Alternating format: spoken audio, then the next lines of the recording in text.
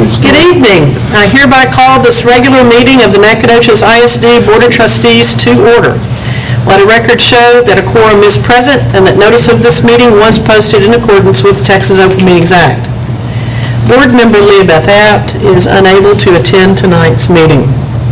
Please remember that items do not have to be taken in the order shown on the agenda, and please join us in turning your cell phones to the silent mode.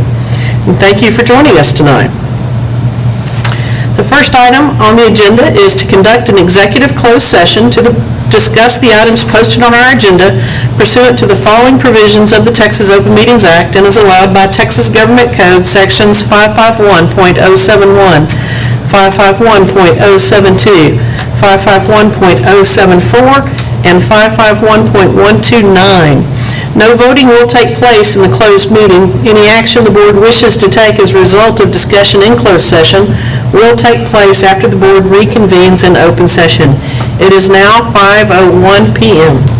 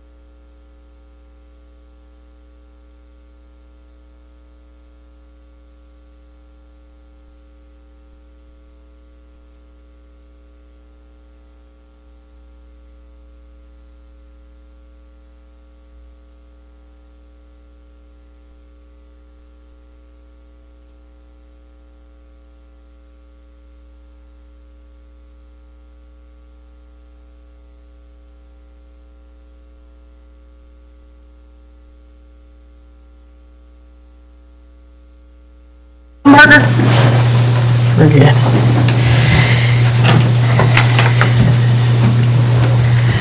The board is now reconvening into open session at 6:01 p.m. I know we've got some folks that are just joining us, so if you don't mind, if you'll silence your cell phones for us. And remember that items on the agenda do not have to be taken in the order listed as we move through. We're going to start tonight with invocation, and I'm going to invite Mrs. Emma Milstead, an NHS senior and cosmetology student, to present our invocation tonight. Thank you so much for being here, ma'am. Let's pray. Heavenly Father, thank you for bringing us all together tonight safely, and please guide us through these next couple of weeks of school and bring us a successful future. Amen. Amen. Thank you, ma'am. Thank you. Appreciate you being here.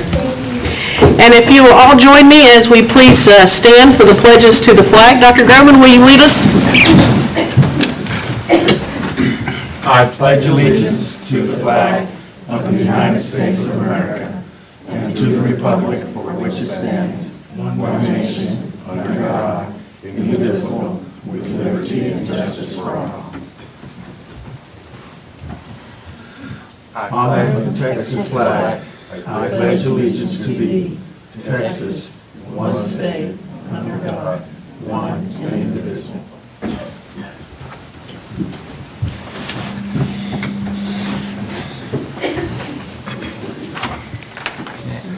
Thank you, thank you. First item up today, and this is always my favorite part of the entire meeting, and that is celebration items. And I'm going to ask Mr. Linebarger to come over, and I believe you're going to introduce some of our state qualifiers tonight. That is correct, President Fitch. Board of Trustees, Dr. Trujillo, it's good to be up here once again because you're right, President Fitch, this is the best part of the board meeting. And once again, I'd like to reiterate, I got the best job in the district here. But we've got students here, three groups really, from Nacogdoches High School. The first group I'm going to introduce, these are students who competed in the Skills USA competition related to graphic arts. These are graphic arts students at Nacogdoches High School. They're here tonight with their teacher, Mary Sharp. And I'm going to introduce those students, so you can go ahead and start coming this way. You don't have to wait for me to say your name. But Jessie Carrillo, Mahabat Jergalbakova, Jocelyn Spees, and Benjamin Rivera. You can come on up here, guys. Jesse earned a superior rating with his 2D animation project. Mahabat earned a superior rating with her 3D animation project. And Jocelyn also earned a superior rating with her digital illustration project. And I've got links to these right now, and I'm trying to figure out how to put those into a post we can share on our website that we hope to have up soon. But these are outstanding projects that these students have done, and I mean they've done an excellent job. All right, thank you. Now, what I missed was, can you share a little with us? What's your classification? Who wants to go first? The ladies go first. Good choice. Elaborate. All right. All right. Are you a senior? Or Yes. You're a senior. Wonderful. Senior, junior, junior. Fantastic. And what are your future plans as a graduating senior? College at San Antonio. Oh, wonderful. San Antonio is a great place. Are you looking to expand and major in graphic design? Yes. Wonderful. Great. Well, let's hear from the rest of you. There was another senior there, right? No, all juniors. All juniors, all right. So juniors, so you guys have still got another year to go, but tell us a little bit of what you're thinking and what you enjoy about graphic design. So I'm an exchange student here. I'm from Kyrgyzstan. Here, I'm a junior, but in my country, I'm a senior, so I'm graduating this year, technically. So after, I want to come back to US so that I can explore more and learn about animation more, because I think all Disney, Pixar, all these animation companies are here, so yes. I need to be here. I love it. Thank you. I love it. Yes, sir. I'm a junior. Okay. My future plans are to go to be a civil engineer and Wonderful. go to UT Tyler. Well, fantastic. I love animation just because Disney, it inspired me the first time I went in there to my first class, and it helped me out a lot, and it took me to where I need to go. Wonderful. Great. And yes, sir, what are you up to? Well, I was also in graphic design. I didn't win anything at state, but I think my future plans, I'm probably going to come back here in a couple years after college to be a teacher as well. Wonderful. And thank you for that. Yeah. Be careful, he'll sign you up before you leave tonight. I can tell we need a couple more. Ms. Fitch, I have a question for them. Yes, sir. Would one of y'all tell us who helped you and motivated you and got you prepared to go to competition? We had a teacher prior to Miss Sharp, and Miss Sharp as well. Her name was Miss Mims, and if it wasn't for the notebooks that she had set up for us, we probably wouldn't have made it here. Miss Sharp helped basically make sure that we weren't worried that we weren't going to have the supplies or basically wouldn't feel nervous about going to competition without the skill that the other students had, since it was our first time competing from the school. This is the first time Graphics Arts has participated, right? Yes, in Skills USA. Wonderful. Well, you guys have set the bar high then for your fellow classmates as they compete the following years. Wonderful. Thank you guys so much for being here tonight.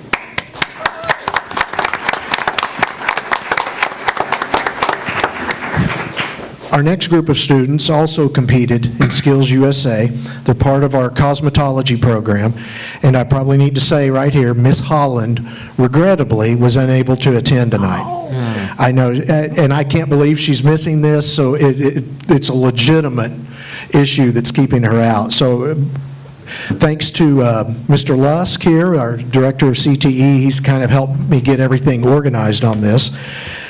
But I mean, this is a common occurrence. Our cosmetology students coming back from a state competition to appear here at a board meeting. So students, come on up and head this way. You don't have to hear your name called first. It will be called, but go ahead and come on up here. But I'm going to go through this list here, and I'm going to mention the category they competed in and where they finished in the state competition. First off is Natalie Barton in nail care. She finished in 5th place in the state. Natalia Marquez, nail care. She finished in 6th place in the state. Natalia Venegas and Tunya Randall, salon model. They finished in 1st place. Asia Dupree, braiding. She finished in 1st place. Sochi Miranda, fantasy, she finished in 1st place. Abby Strange, salon model, 2nd place. Emma Milstead, salon model, 2nd place. Journey Page, braiding, 2nd place. Jakia Lee, fantasy, 1st place. Mariah Jenkins and Alexa Lizama, salon model, 1st place. Vanessa Saavedra and Jocelyn Morales, salon model, 1st place. Jessica Cox, Katie Newell, salon model, 1st place. And finally, Anna Roa, who competed in aesthetics, finishing in 1st place in the state, and for a 2nd consecutive year earning another trip to the national competition that will take place later this summer in Atlanta. Awesome.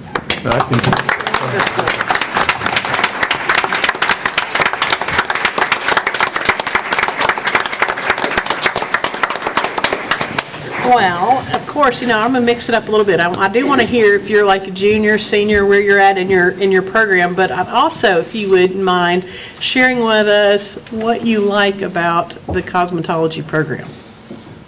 I'm a senior, and what I like about the cosmetology program is like the variety that you can learn, because we can kind of go down different career paths when we're done, whether it's nails, hair, aesthetics. So I kind of like that I am open to different possibilities whenever I graduate. Wonderful.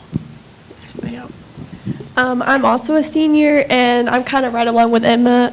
Cosmetology is not going to be the career that I'm necessarily going to go down, but it's kind of like a backup. So I'm actually going to be studying sonography, and so I'll do cosmetology kind of as like a backup as I go through college. So I'll have a lot of different options to do as I go through college. Very nice.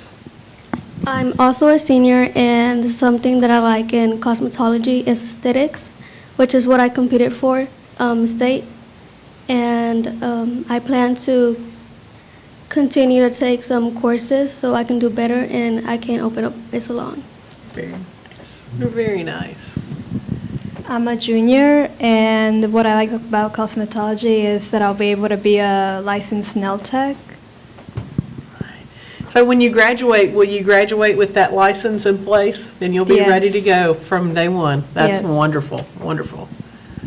I'm a senior, and after I get my license, I hope I can be a hairstylist.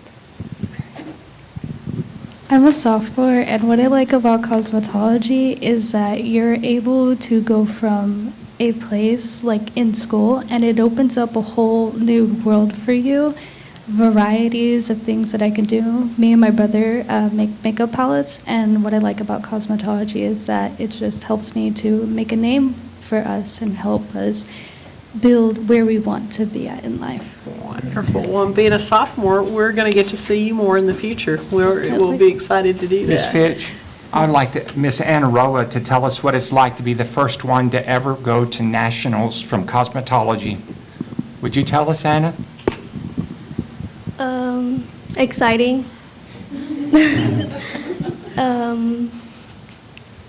It's something new for me. I'm just really excited to go. Was it, was the competition, did it feel differently on the national level than it did the state level? Was it more pressure, more stress, or about the same? About the same, just more like pressure. Yeah. Yeah.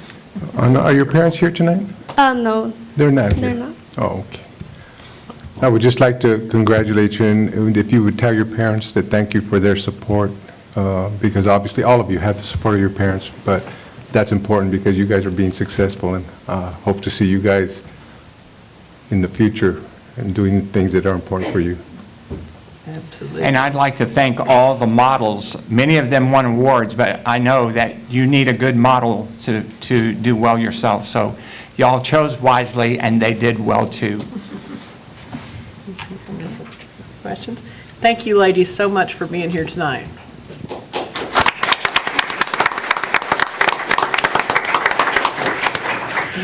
President Fitch, you mentioned the licensing part of it, and I believe Ms. Holland mentioned this, and the girls can correct me if I'm wrong, but there was a lot of work going on to get ready for licensing while they're also competing in this state-level contest. So they were double dipping there and doing a lot of hard work.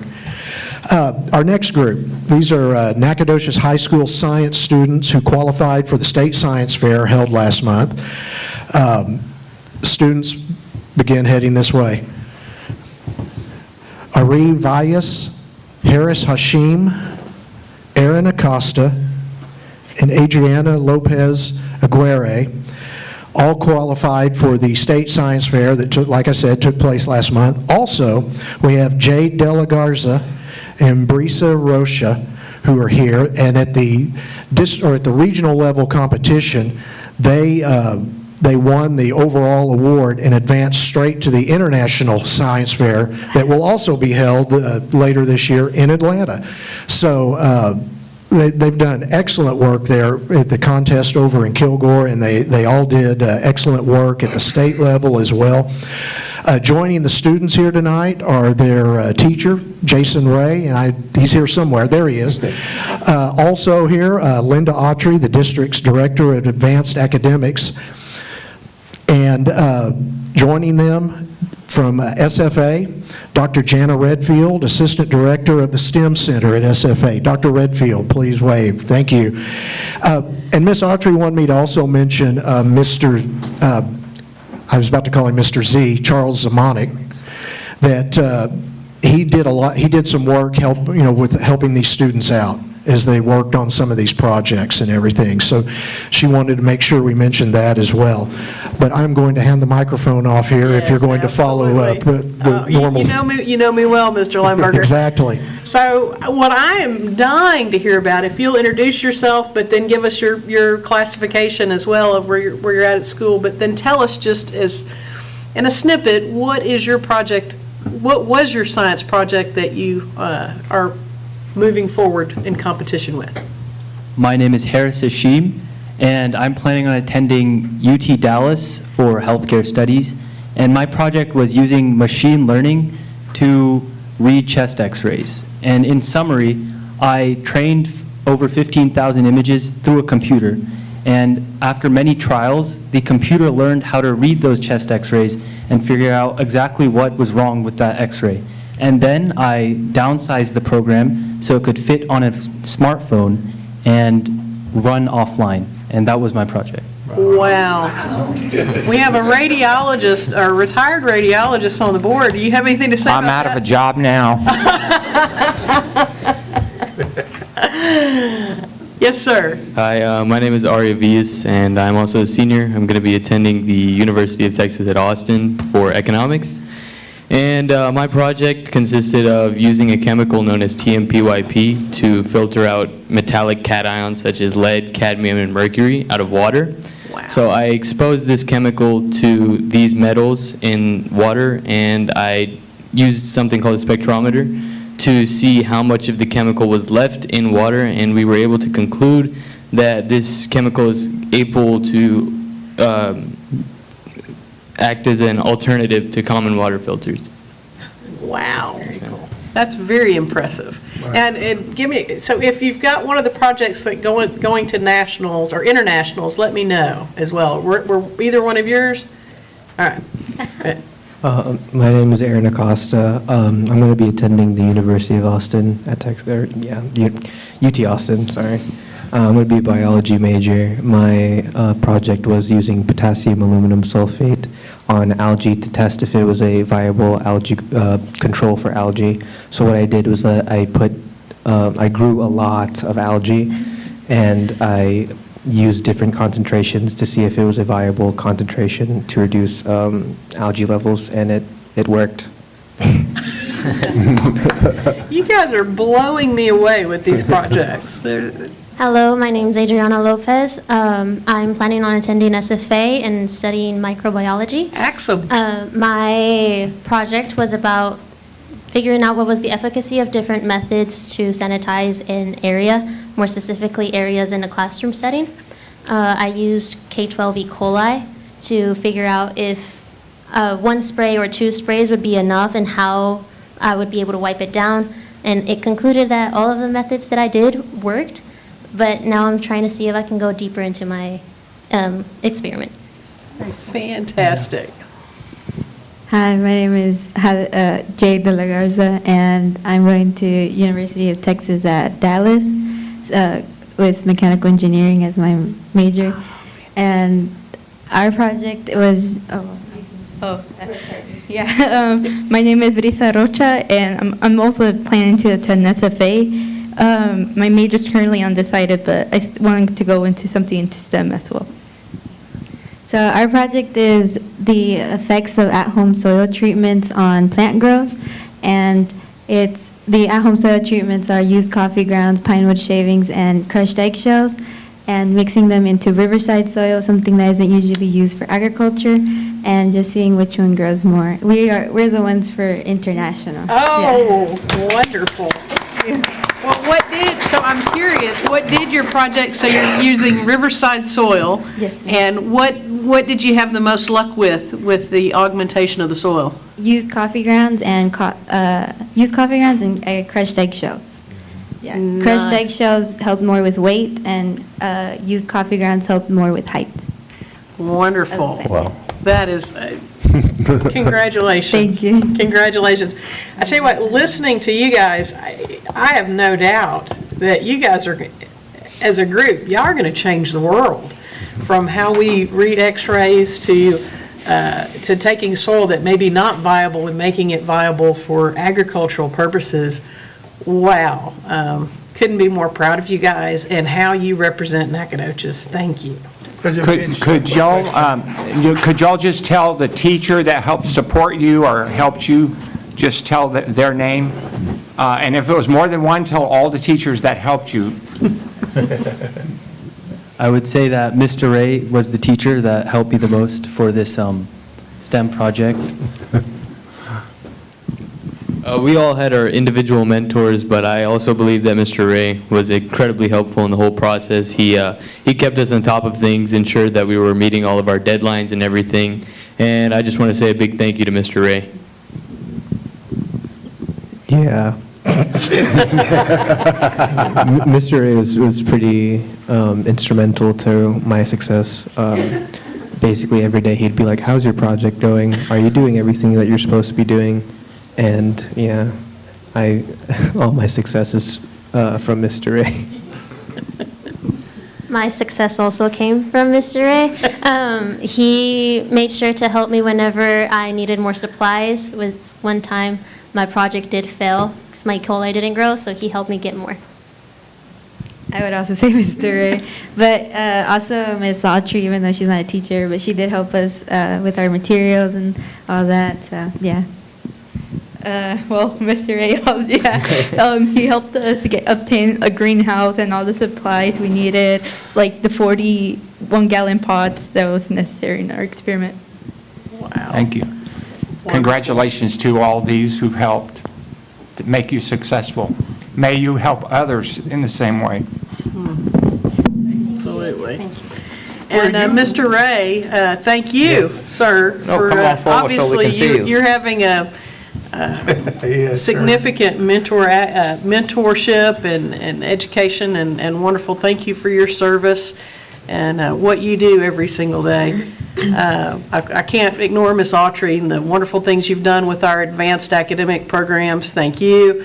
And Dr. Redfield, thank you for being here tonight to support these kids. We are so, and you guys know it, we are so very blessed and fortunate in Nacogdoches to have SFA here and to be able to partner with SFA for the STEM program and open up that access for our students is it's priceless. I'd also like to thank the parents for the support that they give their students, and I'm sure you all have had the support from your parents, and that's why you're standing up here, because they give you and teach you the value of education, and you guys got to play that forward. All right? Absolutely.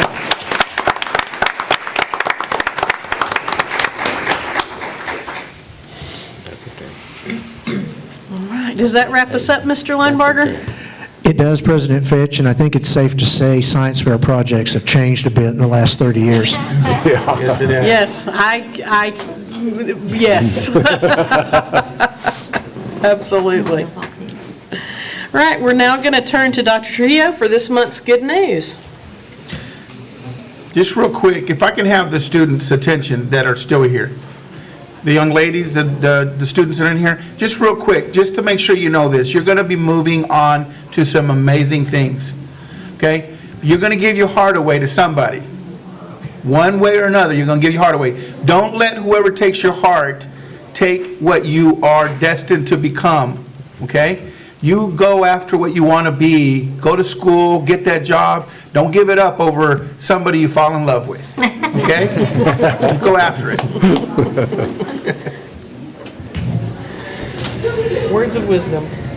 Well, President Finch and board, just real quick to give you some information, and Nacogdoches ISD has again been named the best community for music education. This time for the third straight year in a row by the TAMM Foundation. To qualify for the Best Communities designation, NISD answered detailed questions about funding, graduation, requirements, music classes, participation, instructional time, facilities, supportive music programs, and community music making programs. This is a great honor and a testament to NISD's music team and the students and the outstanding work they do. It's a reflection of the commitment of the school district and our leaders and families and community. Here's why it is important. Research in music education continues to demonstrate the educational, cognitive, and social skills benefit our children who make music. Everyday listening skills are stronger in musically trained students than in those without music in their lives. I say congratulations to our NISD music program for the great work that they do with our students.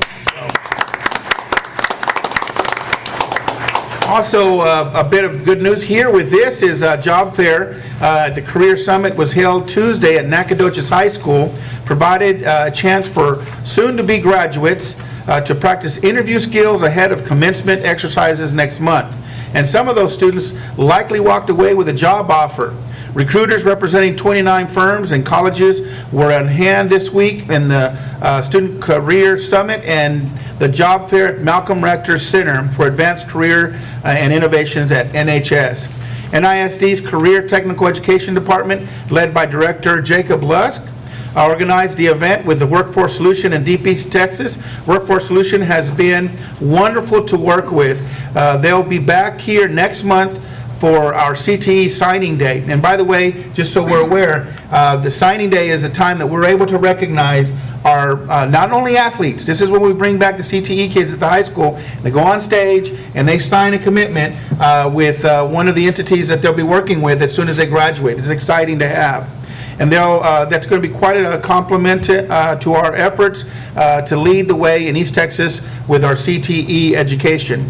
Just last week, we held the red ribbon cutting at the grand opening ceremony at the Malcolm Rector Center. And Tuesday's Career Summit is just one of the many opportunities we will have to make this sparkling new facility work for all of us. Nacogdoches ISD Community Ambassadors, we had met for the very first time today as a collective group. And the Community Ambassadors Program is an opportunity to engage with NISD stakeholders while providing additional facts and figures relating to the district's operations. Today's members looked over an organizational design and chart, then later on heard from key staff on topics such as student and safety, COVID task force, fine arts, education foundation, career and technical education, the teacher incentive allotment, and other components of the day-to-day operations. They also received an introduction from our President Finch as well as they launched. I'm grateful for this first group, and I hope these sessions provide a great understanding of all that's required to operate a school district that is the size and scope as we are. And we're going to do it again next month when we meet again at the District Support Center. And then I also want to provide an update on an important progress on our newly created Nacogdoches ISD Education Foundation. Last month, during the first official meeting of the foundation, 16 directors were named to the governing body. That's important step. Seating the board came after the steering committee formed the Education Foundation in December. Other potential board members unable to attend the first meeting will be considered for appointment on April the 28th, the next time this board of directors get together. Nacogdoches Independent School District Board Secretary Mindy Winslow, we want to thank you so much, and serves as a trustee liaison on this foundation board. President Finch, after she leaves this board of trustees, will also be joining the foundation board. Next Thursday, the board will be electing officers and the committee chairs to oversee the foundation's organizational chart.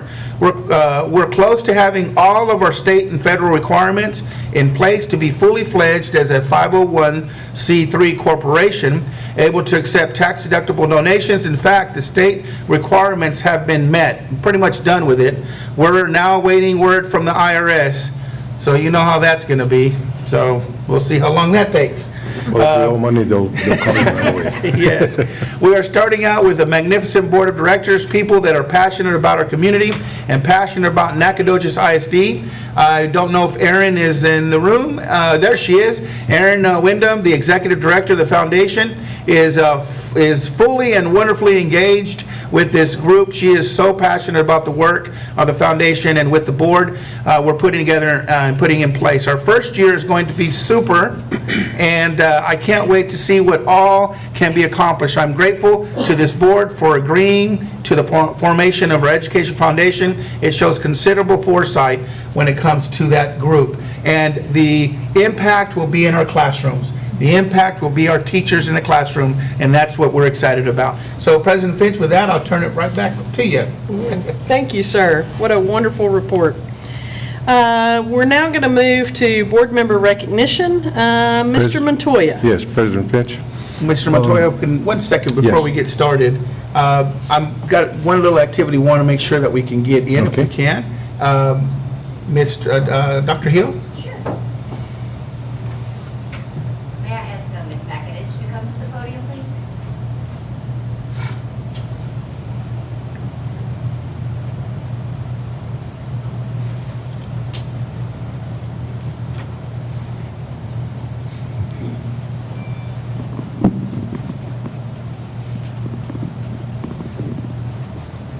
Just like to introduce, this is Matasia Robinson. She is a 4th grader at Carpenter, and she has a few words she would like to say to you, President Fitch. Oh, my goodness.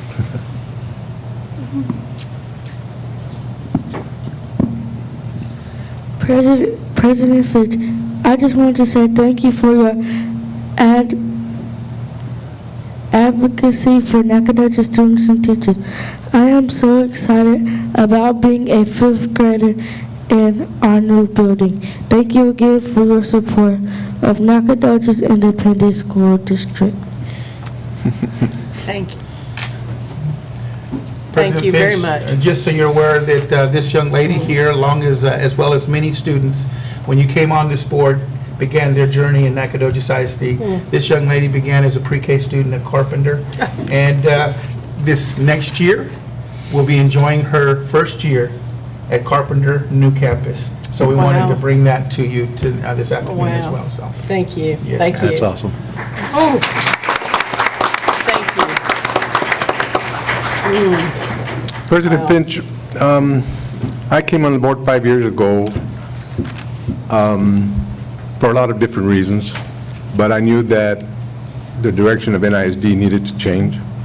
And at that time, you were on the board, and I got to meet you, got to know you, and kind of hung on to you because you've been kind of my mentor over the last 5 years. I've learned a lot from you about doing the board. I've learned about a lot of things in the finances that I was not aware of that I've learned from you.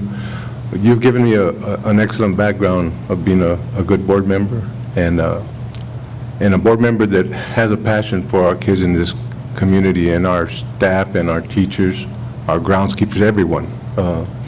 You exemplify leadership, in my opinion, and I've been through a lot of leaders in my past life and my past jobs, and let me tell you, I don't think anybody could ever hold a light to you as far as I'm concerned. You have given me inspiration to take on the tasks that we need to take on. You've been there when we've needed you, you know, board members. You have taught us to be a team of one. You do not exclude anybody's comments or thoughts or even their opinions. And I think that says a lot about you as an individual. You have a commitment to this community.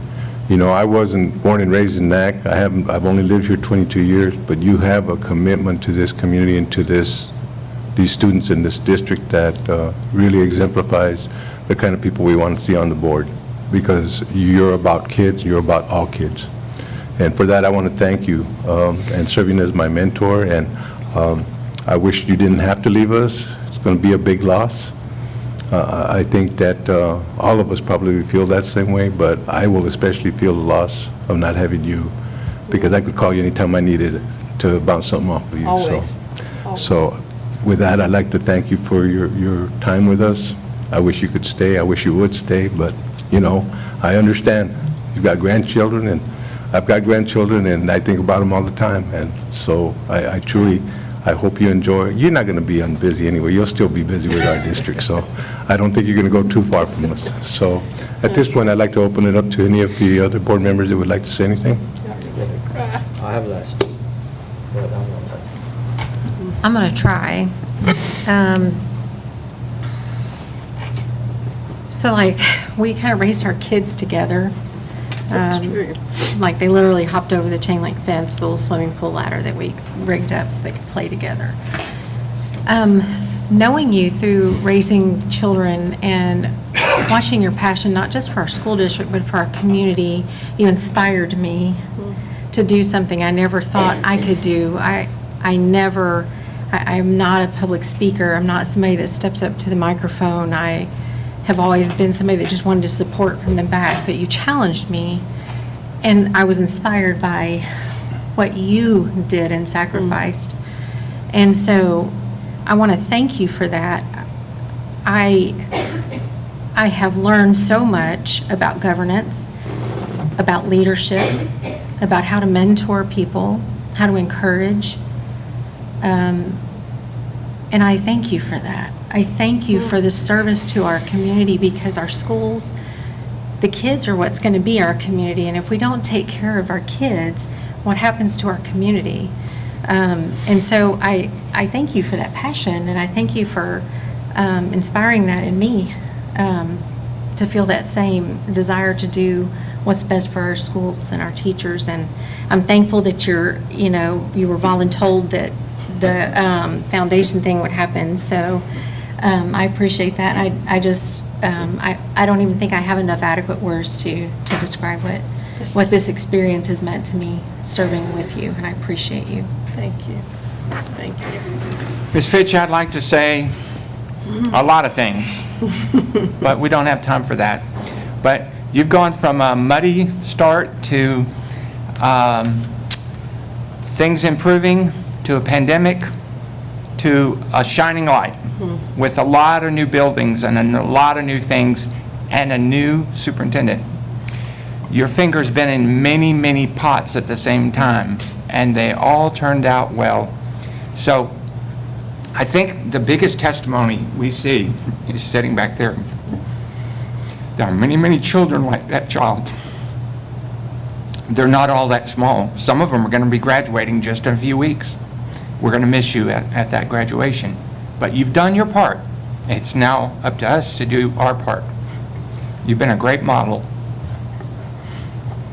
Thank you. I don't know how to finish this, except keep having your soft heart on this new committee that you're going to be on, and keep helping our teachers and our students and our community, so that education can continue to grow to be the light that we want it to be in this community and this county and in this state.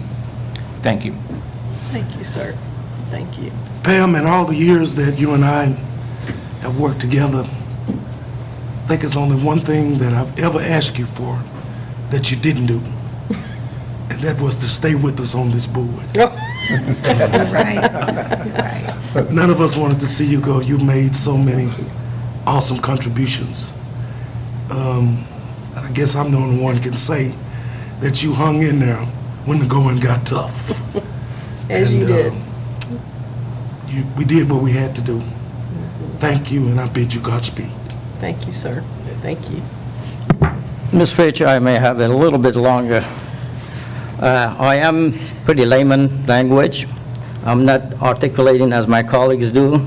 However, I echo everything what they said.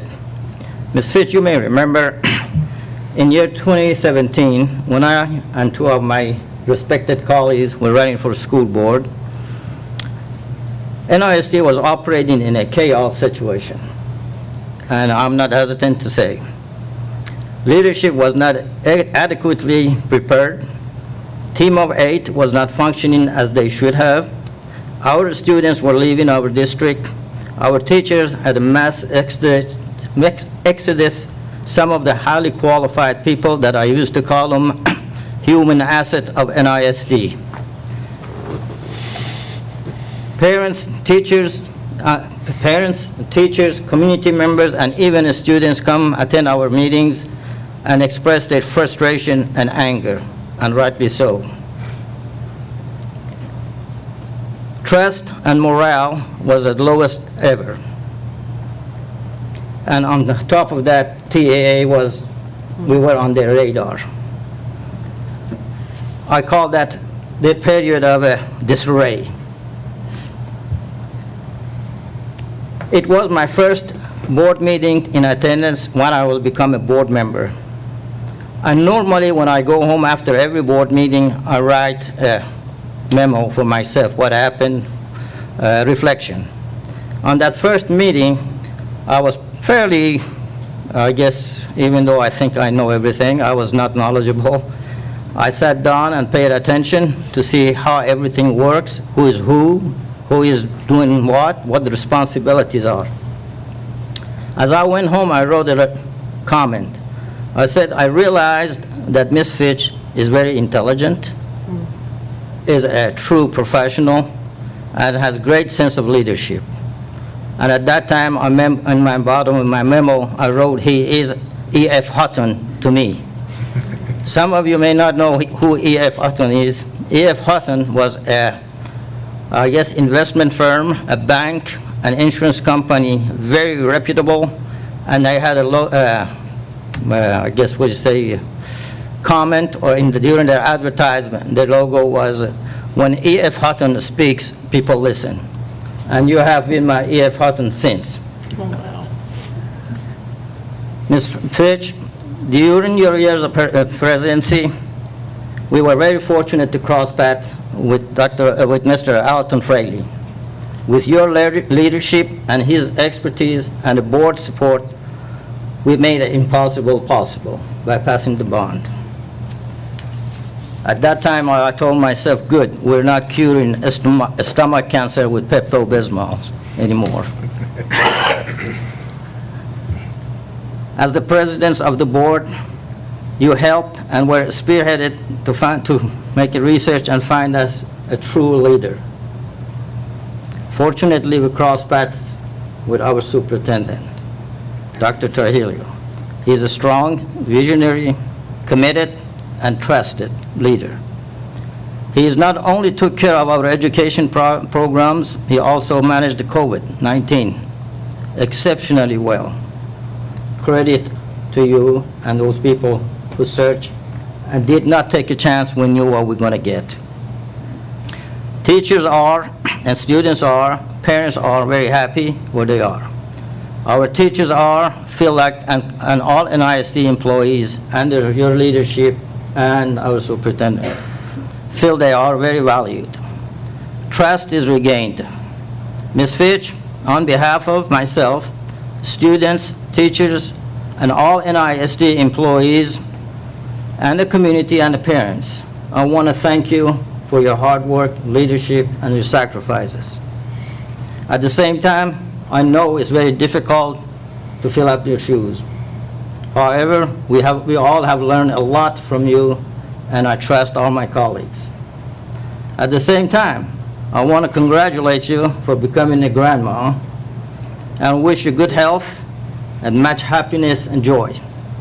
And very finally, if I have any question and seek for advice, I know where to go.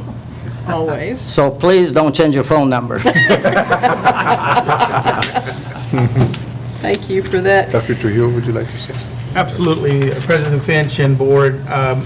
On behalf of the administration and the teachers and the staff that we have, we thank you so much for staying the course.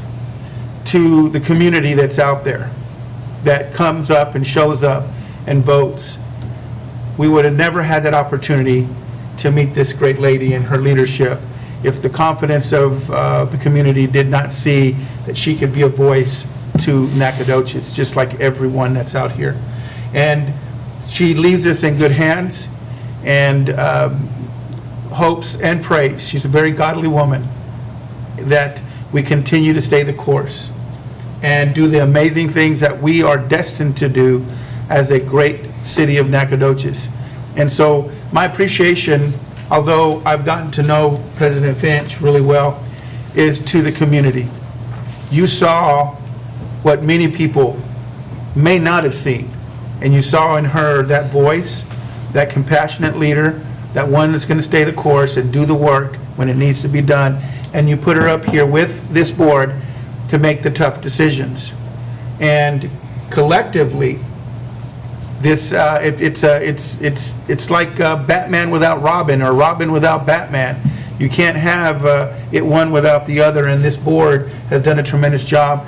This seat will be empty and big shoes to fill.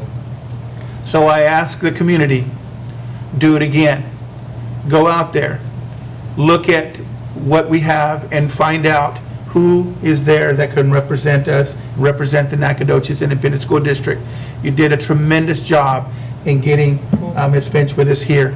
And on a personal note, I know that Ms. Finch and I, President Finch and I, had a lot of conversations. And I can always tell by the first syllable if she lengthened it, then I needed to pay attention a little bit more. And that word was, well, that's it. So the well led into more dialogue. So President Finch, I treasure, and I'm going to tell you, we are forged by fire, and definitely the last 2 years have forged the fire, and we got to know each other really well during the COVID times, because it tested not only the fortitude of this board, but also the strength and the fortitude of our community. And there's a lot of folks that today can't be with us because life has happened and things have changed. But I thank you for your commitment and your steadfast priority, because sometimes you had to put this in front of everything else that you had going on, because you value the education and the kids we have. And that's why it was important to bring a little one to speak to you, because that little one began their journey as a pre-K kiddo, and when you began on the board, and we'll be going to celebrate Carpenter. And that was a vision that was created collectively from the group. So for myself and the community of the school district and the teachers and my administrative staff, thank you so much for the work that you've done. Wow, I promised myself I'm going to get through tonight without shedding any tears, so we will see how I do here. How do I begin to express my appreciation to everybody in this room and beyond this room? I am extremely thankful for the opportunity to serve this community, a community I dearly love. It has been my greatest privilege. I can do this. Woo, teachers. I'm so grateful for your passion and your fierceness that you bring into your classrooms every single day. I cannot imagine a more challenging job, and you make it look easy, and we know it's not. I honor you.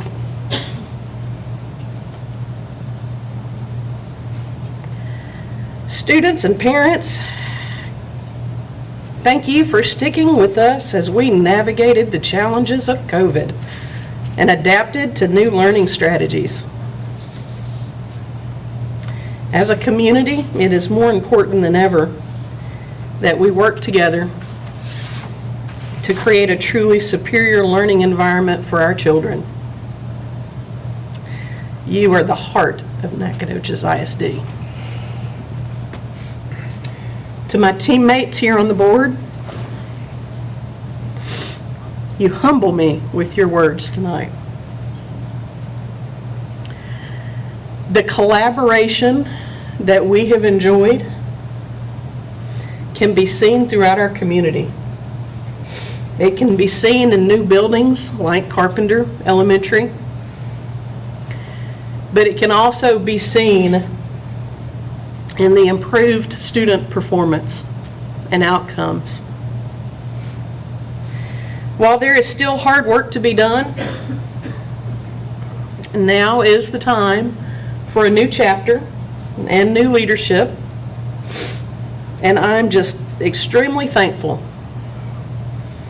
for the opportunity to share this journey with each and every one of you. Thank you from the bottom of my heart.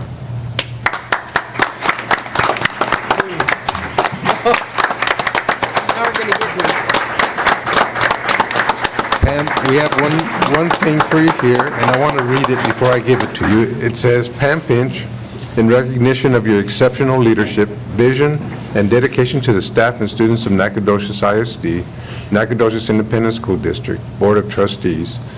And it shows your presidencies of 2018, 2019, 2021, 2021, 2022, Vice President 2017 to 2018, and Board Member 2016 through 2022. Thank you for your service. Thank you, sir. You want to come up here to get a picture? Oh, we can. I guess we should all get. Yeah, I want everybody though, everybody. All right.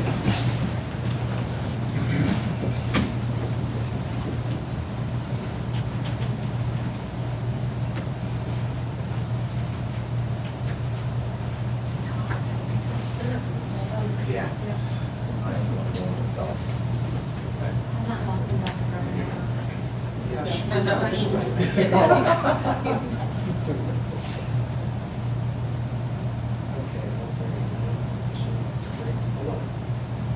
Even though we'll just be here. 1, 2, 3. All right, thank you. By all of us staying next to Dr. Bowman, make him feel good.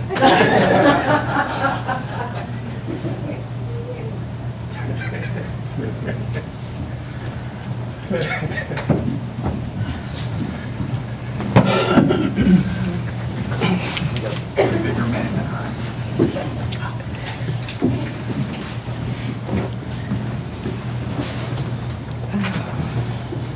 All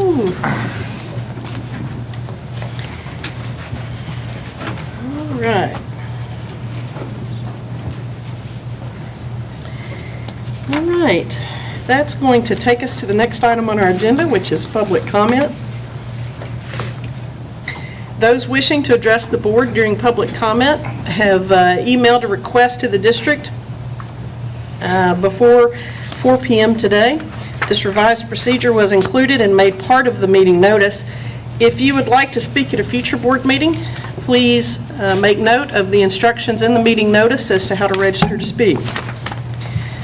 We do have a 3-minute time for each person addressing the board, and Secretary Mindy Winslow will keep time for us today. We have 4 speakers today, and I will call Kay Teakle to the podium.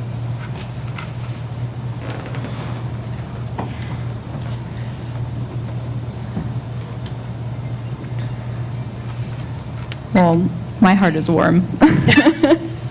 Thank you for letting me speak tonight. I'm Kay Teakle, and I grew up here in Nacogdoches. I went to Reggae Elementary, Mike Moses Middle School, and Nac High School.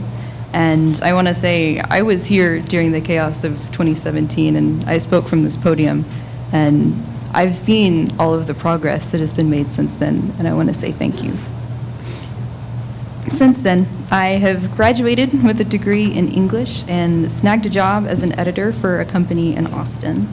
I'm a reader and a writer at heart, and as such, the discussions in Texas around what books should be allowed in schools have driven me to speak to you about the importance of maintaining diverse literature in our public schools. When I was a freshman in high school, one of the books on our summer reading list was The Glass Castle by Jeanette Walls. I had no idea what it was about, but I liked the title, so I gave it a go. In that book, I read about sexual assault, poverty, and parental neglect that shocked my 14-year-old heart to the core. I hated that book, y'all. It was heavy, sad, enraging, and all around difficult for me to stomach. But I read it, did my work, and tried to forget about it all as soon as possible, which obviously did not work. I don't know about the rest of you, but I grew up as a relatively sheltered kid. My family is financially comfortable, and my parents have always made me feel safe and seen. And in all of my 14-year-old wisdom, I assumed that's how everyone lived, because my experience is universal, right? The Glass Castle was a hard read, but just for a moment, it decentered me from my life.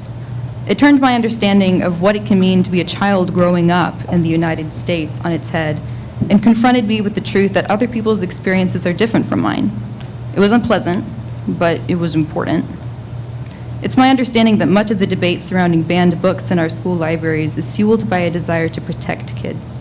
We should protect kids, but we should not force them to live at the center of their own universes. It gets lonely in there. And that means we have to let them encounter ideas that are different from their own, some of which are unpleasant and some of which are amazing. The world is made up of people who are different from each other. We know that. And our schools are preparing kids to go out into that world with integrity and compassion. If they're going to do that, our kids have to know how to handle differences. They have to know how to decenter themselves and listen to the stories of people who have lived differently from them, who look different, and who believe different things. And books are a good place to start. Now, I still don't like the glass castle, but I am grateful for it. I'm grateful that it made my understanding of the world richer and more complex. I'm grateful that it taught me to settle into my own discomfort and listen. And I hope our kids will be able to learn that too. Thank you. Thank you so much, Ms. Tickle. Our next speaker tonight is Ann Duncan.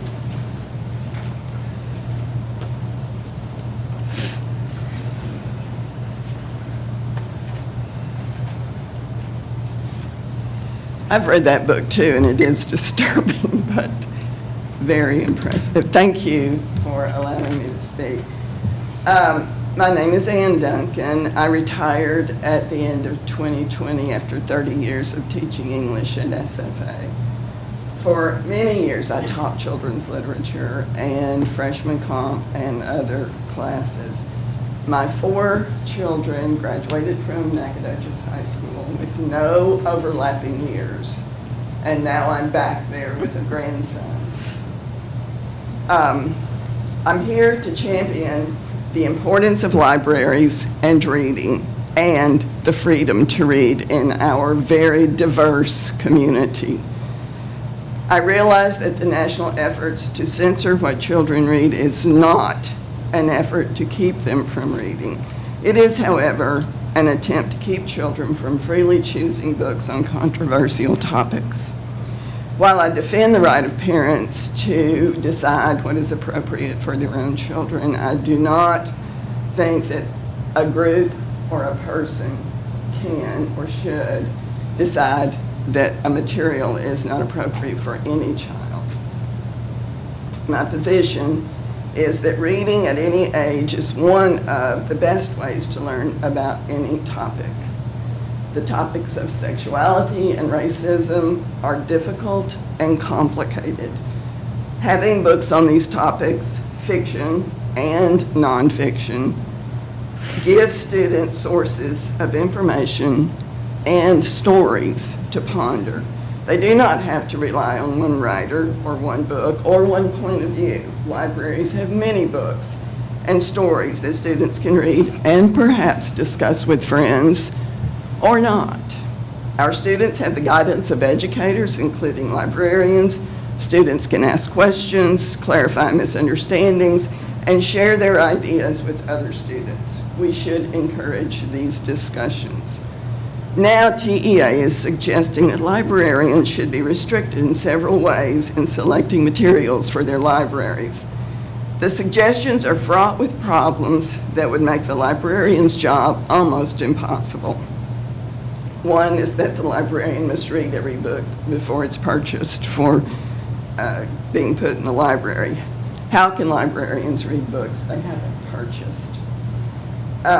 Years and years and years ago, we had a librarian in the district who adopted that policy for herself. She did purchase books, but she did not put them on the shelves until she had read them.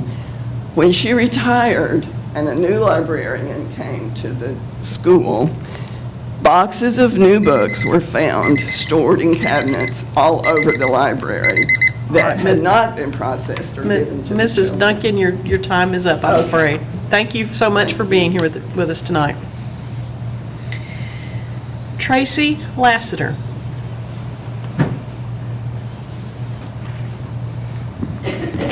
Hi. So about a week and a half ago, the TEA put forth the following model school board policy that Holly's passing out to you guys. I made copies of it for you. Regarding the content in school district libraries. I was hoping so that I could get it to you guys kind of early so that you could review it, because I would guess that you might have to vote on it sometime soon. I know you guys know what a hot button issue this is these days, and I heard a school board candidate the other night say that this issue is overblown and used as a scare tactic. I can assure you the problem of obscene content in the NAC ISD school libraries is very real indeed. I have now identified over 400 books that should be reviewed. I'm not saying they need to be removed. They should be reviewed for inappropriate content. So I hope that in addition to passing this new policy that the TEA has written up, I hope the board will also consider a comprehensive review of all existing library content. Create a committee, I don't know, but because there are books in the NAC ISD libraries that it's just straight up porn. Straight up porn. There's no doubt about it. We're not talking about, banning Grapes of Wrath or any of these other books that they make it sound like we're trying to ban books. There is nothing wrong with curating according to age the content of a library. That is the job of the librarian. So I was going to read some stuff from books, but then I got worried that there were going to be kids in the audience. So they'll just have to check it out of the library at school. So during the review of these materials, I have read things that was so disturbing to me that it stayed with me for days. I'm over 50 years old, and this stuff stayed with me for days. So imagine what that material does to a young, malleable mind. So this problem, we've checked the libraries at Woden, Mountain Enterprise, Central Heights. They don't have this problem. This problem is a NAC ISD problem. And I'm asking the board to take some responsibility and to better curate the collection to protect the vulnerable at NAC ISD. Thank you. Thank you.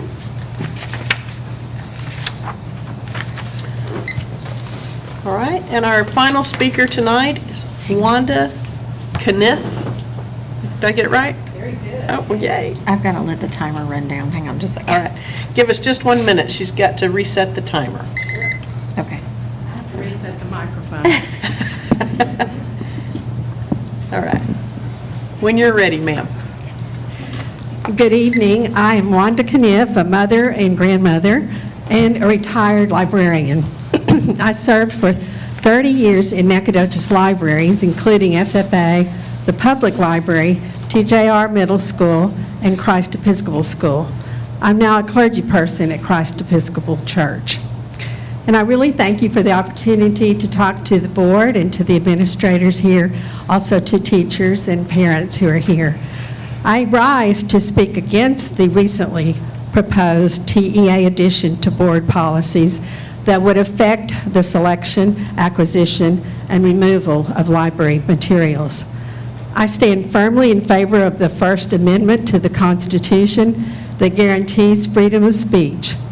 I recognize that all people can choose library materials that fit their own personal values, and that the principles of intellectual freedom support this. Every library in which I have worked has had an established policy for objecting to books or other materials in the library, a policy approved by the governing board of that library. Any parent can object to any book they do not wish their own child to read. This is called a challenge when that happens. And it is wrong to refuse access to that book to others just because one parent or even several object to it. That is called banning a book. Librarians aim for quality, unbiased, and ethical library services for their patrons. Librarians are highly trained professionals whose collection development skills ensure that a wide variety of excellent books are available for their particular age group or school. Trust your professional librarians to do their job, to guide young people to the very best literature available in schools. Always remember that blanket censorship attempts are based on fear and lack of knowledge and understanding. It is important for different points of view to be presented and for tolerance and empathy to be taught to students.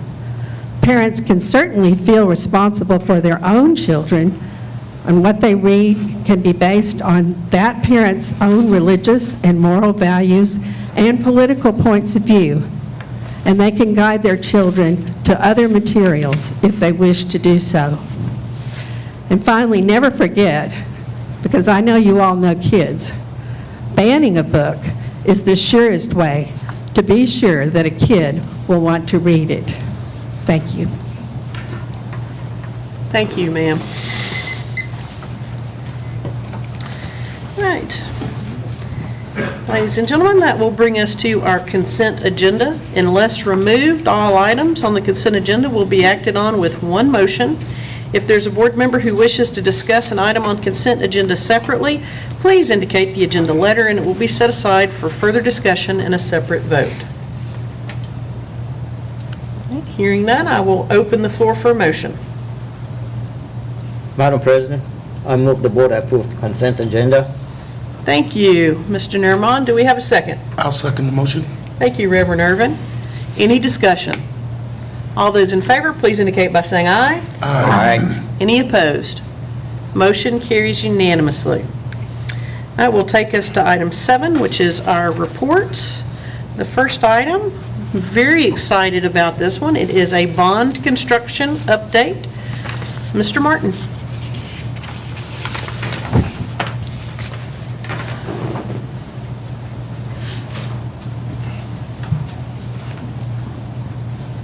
Good evening, President Fitch, members of the board, Dr. Trujillo. While Mr. Linebarger works on the presentation over there, I'll ask our construction team and architect to come on up and join me here at the podium, please.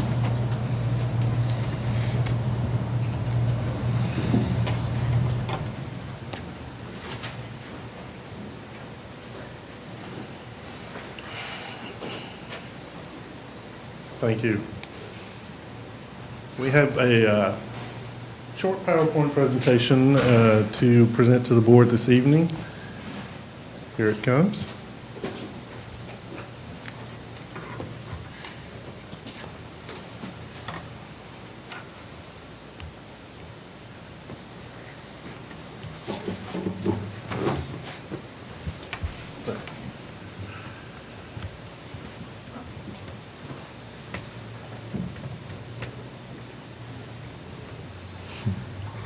Your little mouse is running real fast. Right. All right, I think we are about ready. Thank you, Mr. Linebarger. Board, we like to start by talking about, we put a slide in here talking about building a substantial completion status, and wanted to ensure that everybody understands what we're talking about, what we're dealing with when we are looking at our new facilities projects. I'm going to ask Mr. Curtis to kind of explain a little bit about this particular slide, if you don't mind.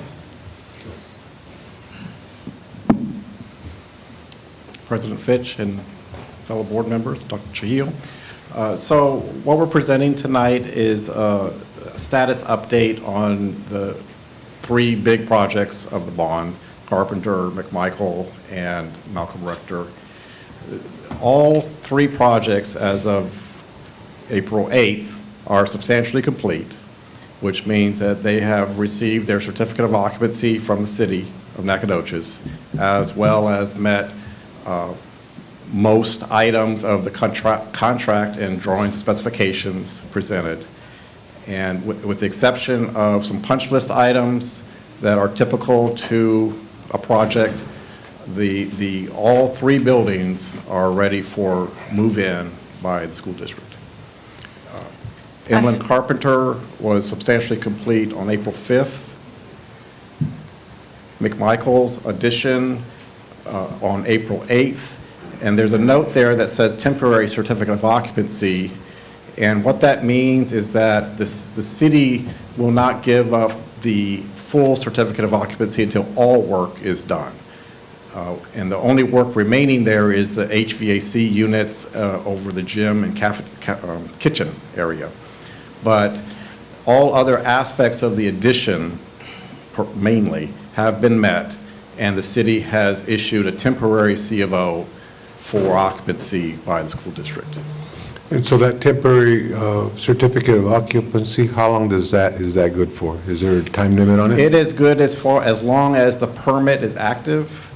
And in this case, as long as work continues on the project, the permit can be extended, almost indefinitely. But in the case of McMichael, the work is slated to be done this summer and be completed by the end of the summer. And at that point, the city will then issue a full certificate of occupancy for the building.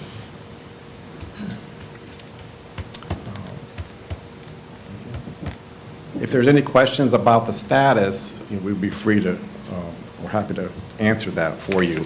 But the short of it is that all the projects are completed and ready for move-in.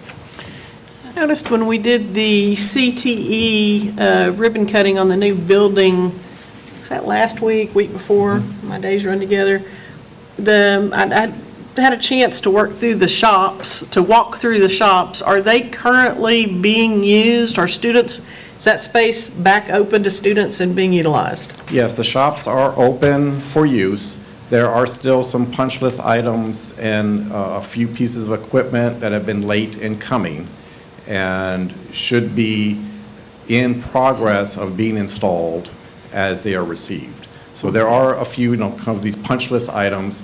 Contractually, when these documents are presented to the district and to the architect of record, there are items that are excluded, if you will, but in the end, they are basically a punch list item so that we can keep track of the progress for final completion. Absolutely. Wonderful. All right, so we feel good. I'm just going to wrap back around. We feel good about McMichael. We feel good about Carpenter. Absolutely. All right, wonderful. It's just highly unusual for us to, we built a brand-new building across the street from McMichael, and we pretty much we don't have a temporary there. It's punch items, but we did a remodel and some additions to an existing building, and we've got a temporary hold over there. It's just unusual. Is that kind of what happens, though, when you're adding on to an existing building where you'll get a temporary permission for occupancy versus a new building that's been from the ground up? Yeah, when there are a lot of different aspects of the permit, and McMichael is a prime example of that. There were so many different areas that were touched by the work. There were actually several temporary C of Os presented because the gym and cafeteria work that was done, well, it had to be ready for school to open. And so we had a temporary C of O in hand when that happened. So now with the big additions being completed, that fell under another umbrella, if you will, for temporary C of O. And really the last thing we expect is a final C of O once the HVAC work is done. Ralph, just a real quick clarification, if you can present it to the board. When we start moving with the temporary certificate of occupancy, we will have staff that are at McMichael right now that will be relocating to the new wing and giving you sufficient time to do whatever we need to do with those rooms that are vacated to prepare them for possibly new staff that are at McMichael may be moving there, or staff from Mike Moses when school ends, in order to clear that building, to get that building vacated, to move over to that area. So it's the navigation of all this. The temporary certificate is not going to stop us from the dominoes falling so that the work can progress in preparation for vacating Mike Moses, correct? No, absolutely not. The staff can move in, start occupying space.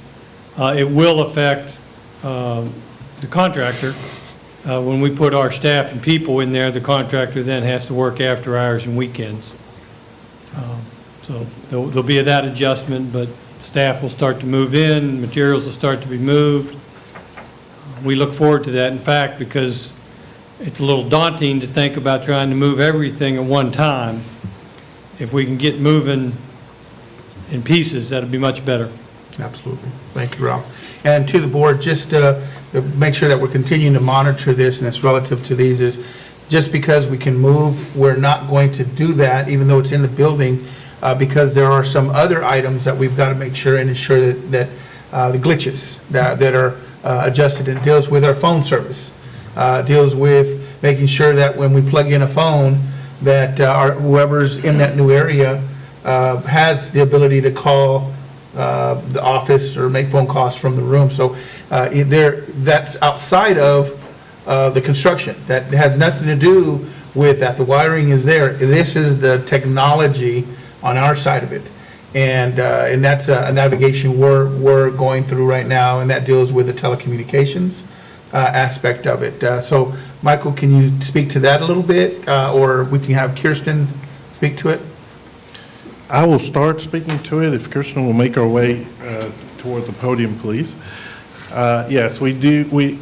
As we are experiencing across a lot of areas, we have shortages going on nationwide, worldwide, with regards to the technology and technological pieces to systems. So, with that said, I will allow Ms. Morris to expound on it. Well, we're actually really excited because a lot of the equipment came in and it's coming in. It's actually in Bryan right now, being configured and everything so it can be here. With the phones, we did run into a problem with our system where we realized we were completely out of date on our phone system.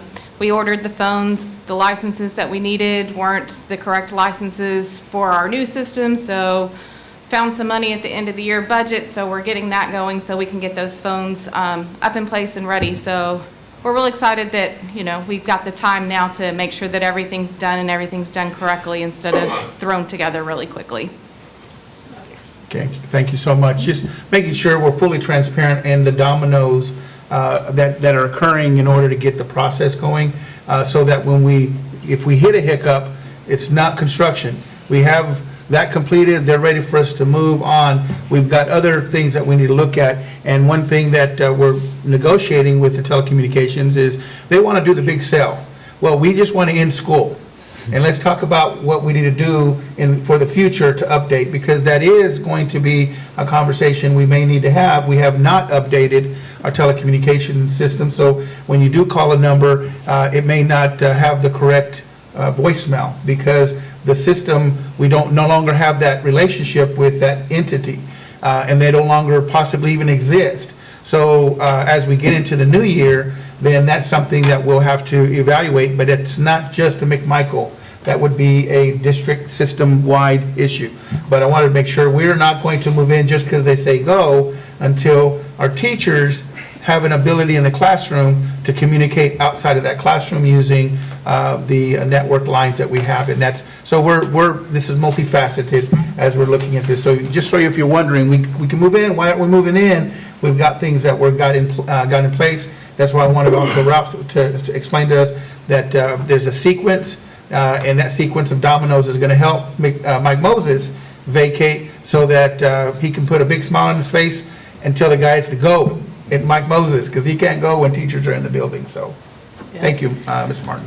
Thank you, Dr. I may ask about Emmeline Carpenter, Mr. LaRue. I know now that we've got the certificate of occupancy on it, that's kind of when you get started putting furniture in the rooms and stuff, is that correct? Actually, that building is it's ready to go.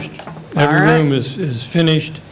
McMichael, every room is finished except for a couple, the main wing, and all that furniture is here. Okay. But in the hall, we missed the target date for the furniture company to set it up in the classrooms, and we're now negotiating, they're off on other jobs. Once you Right. miss we're in a new queue now, so we're working on getting them back to get that furniture installed, or we may have to do that through our contractor. All right, wonderful. Well, that's great news. I know those teachers will be, have the teachers been able to go walk through Carpenter recently and kind of see it? Yes, perhaps not recently, but we've been in a couple times. They've snuck in there a few times. Yeah.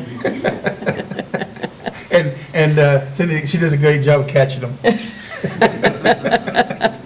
There's this underground communication that happens. I mean, I was driving around with the ambassadors, and Ralph was probably getting calls that there's a bus pulling in, so. We know. Yeah, absolutely. So the next thing we want to take a look at is our timeline, and board, in your folders, you should have a larger one so that you don't have to squint up here.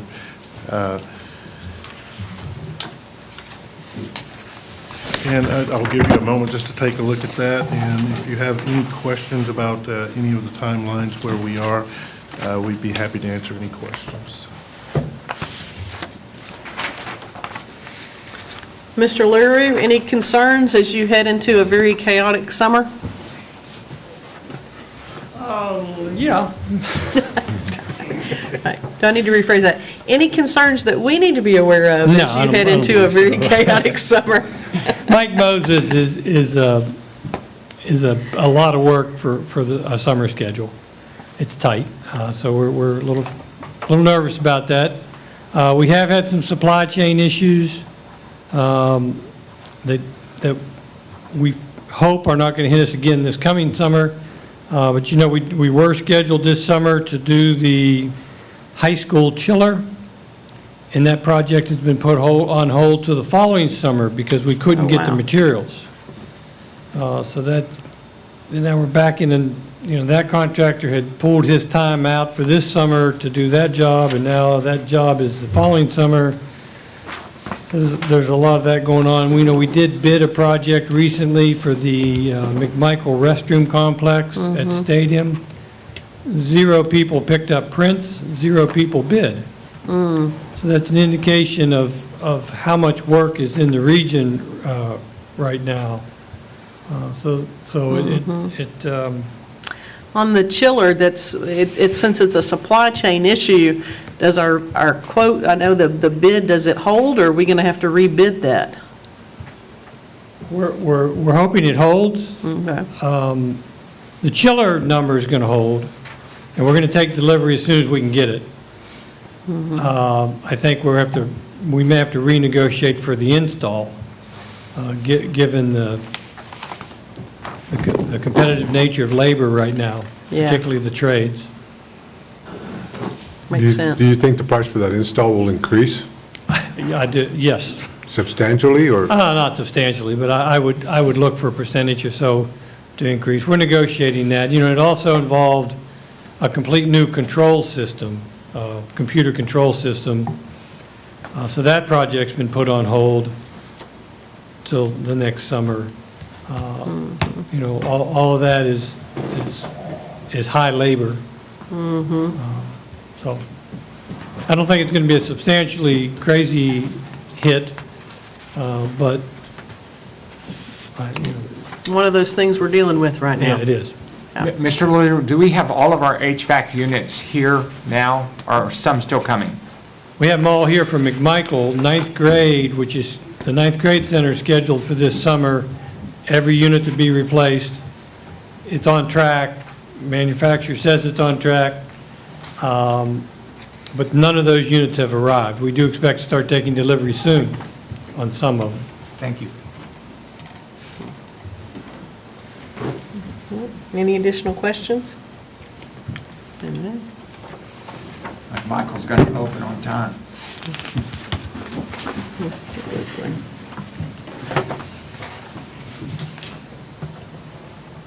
Let me control there, less.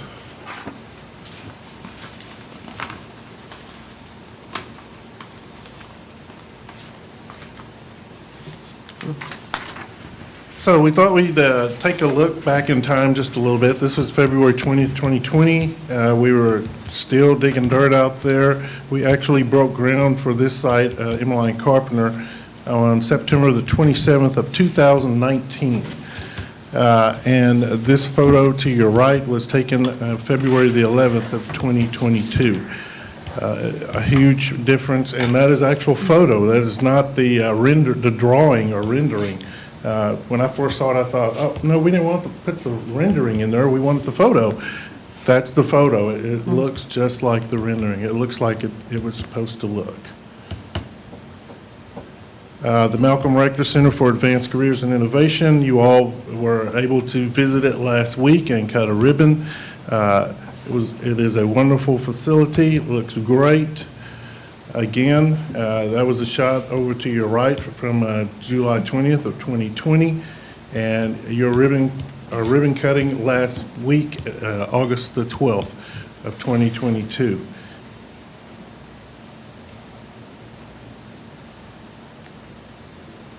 Just some more photos. And again, at the middle picture at the bottom is the actual rendering, and the top right is a photograph. McMichael Middle School. On the right, July 20th, 2020. The photo on the left was taken on February the 11th, 2022. This is a science lab area, and as Mr. LaRue mentioned just a moment ago, furniture is there. And that concludes our report tonight. Thank you. Board Thank have you. any questions? Any questions from the board? I have one comment. Thank you for your blood, sweat, tears, and everything else it's cost you to help this come out as it has. It's been topsy-turvy, but we're topsy now. Thank you, Board. Thank you. Just take a moment, President, on behalf of Plant Services and on behalf of our team here, we thank you very much for your service. Been a pleasure to work with you. Thank you. You guys make us proud and keep us rolling every day. Thank you for all you do. And Army, I can't say enough about having you involved in these projects. I appreciate you. No, it's my pleasure, and congratulations on your tenure. Thank you. Reverend Finch, our team has been Switzerland. We've been really good. Absolutely. All right, let's see. The next item on our agenda is the annual announcement of continuing education hours for board members. All right, you guys may remember this one. Please bear with me. This is a required annual report, and it's a little lengthy, but the state law requires us to read this into the meeting minutes. So, get my water ready here. Under State Board of Education rule, completing required continuing education each year of service is a basic obligation and expectation of any sitting board member. As board president, I am required to announce the name of each member who has completed the required continuing education, has exceeded the required continuing education, and is deficient in meeting the required continuing education. The requirements for training are measured as of the first anniversary of the date of the trustee's election or appointment, or 2-year anniversary of his or her previous training as applicable. There are 7 training areas for board member continuing education. Number 1, local district orientation. Number 2, orientation to the Texas Education Code. Number 3, post-legislative update to the Texas Education Code. Number 4, team building. Number 5, additional continuing education. Number 6, evaluating student academic performance and setting goals, formerly called SB 1566 training. 7, identifying and reporting abuse, trafficking, and other maltreatment of children. Additionally, trustees also complete cybersecurity awareness training every year. For each board member, I will announce the completion or deficiency as required for training. At the conclusion of this announcement, I will announce any board members' training in excess of the continuing education requirements. Local district orientation. There were no first-year board members for the 21-22 reporting period. Orientation to the Texas Education Code. There were no first-year board members for the 21-22 reporting period. Post-legislative update to the Texas Education Code. All 7 board members have completed the post-legislative update. Team building. The annual team building Team of 8 training was completed on March 31st, 2022. Evaluating student academic performance and setting goals. The 2-year anniversary of board members' previous training did not fall within the 21-22 reporting period. Identifying and reporting abuse, trafficking, and other maltreatment of children. James Irvin, T.C. Groman, completed the biennial training on identifying and reporting abuse and trafficking. For Leah Beth Apt, Pam Fitch, James Montoya, Farshid Nermond, and Mindy Winslow, the 2-year anniversary of their previous training did not fall within the 21-22 reporting period. Cybersecurity awareness. This training must be completed every year. All 7 board members have completed the training on cybersecurity awareness. Additional continuing education. New members must complete 10 hours, experienced members 5 hours of additional training. The following board members have completed the required additional continuing education requirements. Leah Beth Apt, James Irvin, Pam Fitch, T.C. Groman, James Montoya, Farshid Nermond, Mindy Winslow. Exceeding required continuing education. Board member Leah Beth Apt exceeded the required amount of continuing education training by 13 additional hours. Board member James Irvin exceeded the required amount of continuing education training by 15 hours. Board member Pam Fitch exceeded the required amount of continuing education training by 5 additional hours. Board member Tyrell Groman exceeded the required amount of continuing education training by 63.25 additional hours. I'll do better next year. Board member James Montoya exceeded the required amount of continuing education training by 3 additional hours.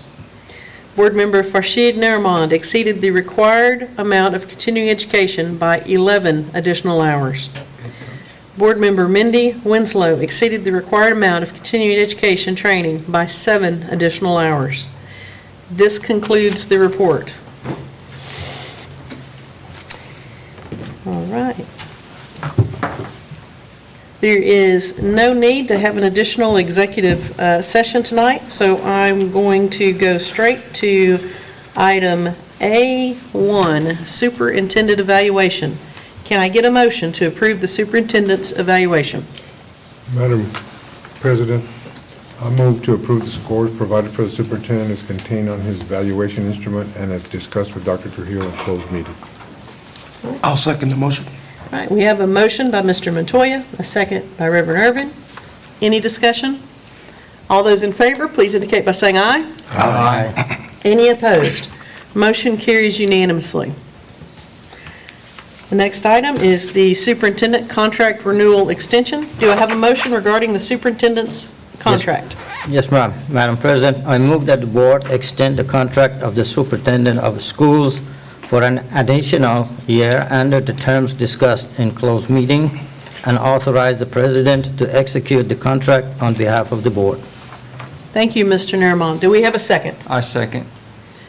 Was that Dr. Groman? I Yes. thought I heard that. Dr. Groman with the second. Any discussion? All those in favor, please indicate by saying aye. Aye. Any opposed? Motion carries unanimously.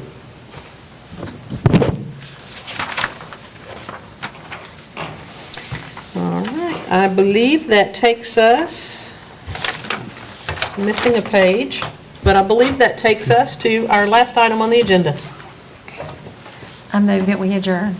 We have a motion by Mrs. Winslow. I think I heard a second by Reverend Irvin. All those in favor, please indicate by saying aye. Aye. Any opposed? Motion carries unanimously. Thank you, guys. It has been an honor.